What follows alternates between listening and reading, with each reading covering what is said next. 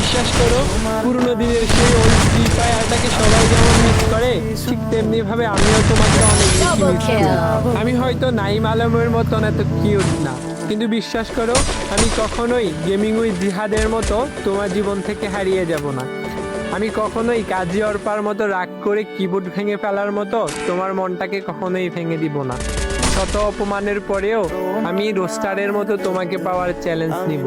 আমি মিস্টার ট্রিপলারের মতো সহজেই তোমার মনে জায়গা করে নিতে চাই।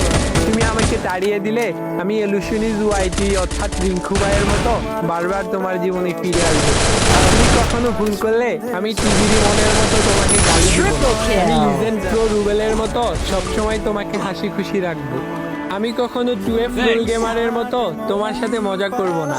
আবার গেমিং উইথ তালহার মতো টিপস অ্যান্ড ট্রিক শিখাবো বলে শিখা দেবো।